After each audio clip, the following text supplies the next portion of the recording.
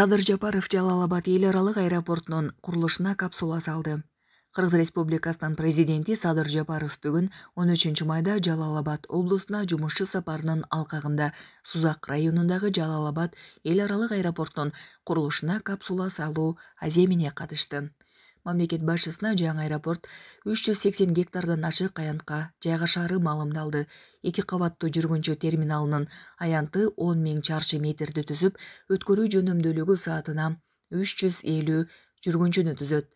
Садыр Жапаров белгилегендей, азыркы тапта өлкөбүздө авиа жүргүнчүлөрдүн агымынын олуттуу өсүшү менен ички жана эл аралык аба каттамдарына суроо талаптар жогорулоонун үстүндө. Бул өлкө аймагында аэропортту кеңейтүү зарыл дегенди туюндурат.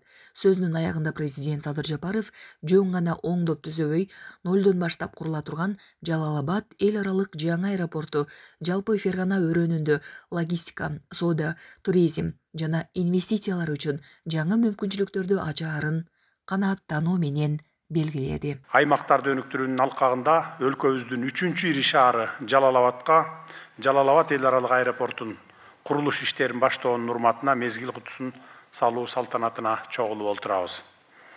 Алгач Кыргызстандын экономикасын өнүктүрүүгө жасалган иштиктүү кадамдардын бири болуп кала турган жаңы аэропортубуздун курулушунун башталышы менен жалпы кыргызстандыктарды, анын ичинде Жалал-Абадтык агайын туугандар, сиздерди чын дилимден куттуктаймын.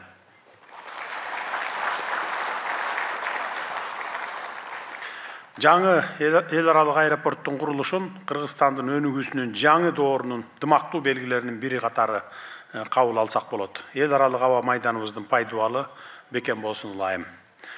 Урматтуу мекендештер, соңку жылдары өлкөбүздө авиация тармагында кеңири реформалар жүргүзүлүп, коопсуздукту жогорулатуу, инфратүзүмдү жаңылоо, кадрдык базаны чыңдоо жана эл аралык стандарттарга шайкеш келтирүү багытында реалдуу жыйынтыктарга жетиштик. Жалал-Абад эл аралык жаңы аэропортунун курулушун баштоо буга айдан ачык мисал болуп бере алат. Бул жөн гана курулуш эмес, Жалал-Абад облусунун жаңы келечегине жол ачкан тарыхый учур. Бүгүн мында тургандардын баары өзгөчө маанилүү жана тарыхый окуяга күбө болуп жатабыз деп айтсак жаңылышпаймын. Ушул май айында биздин жарандык авиация агенттигибиздин жетекчилиги Брюсселге барып, кошумча далил документтерди тапшырышат.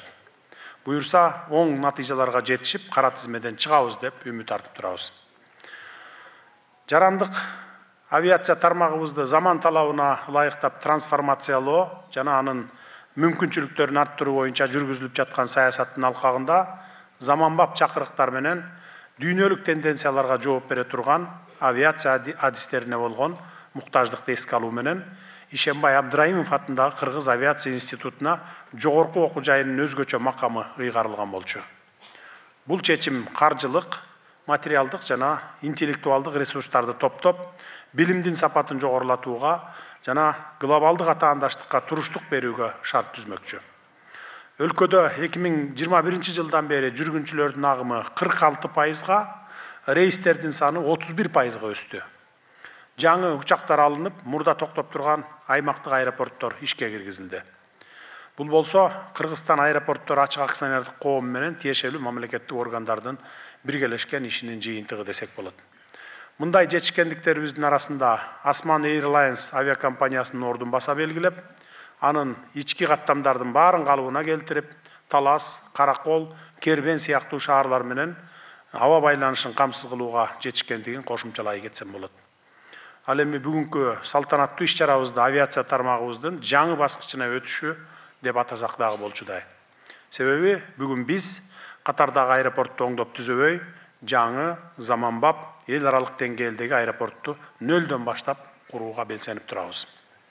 Кудай буюрса, Жалал-Абад эл аралык аэропорту жалпы Фергана өрөөнүнө логистика, соода, туризм, инвестициялар үчүн жана мүмкүнчүлүктөрдү, жаңы мүмкүнчүлүктөрдү ачат.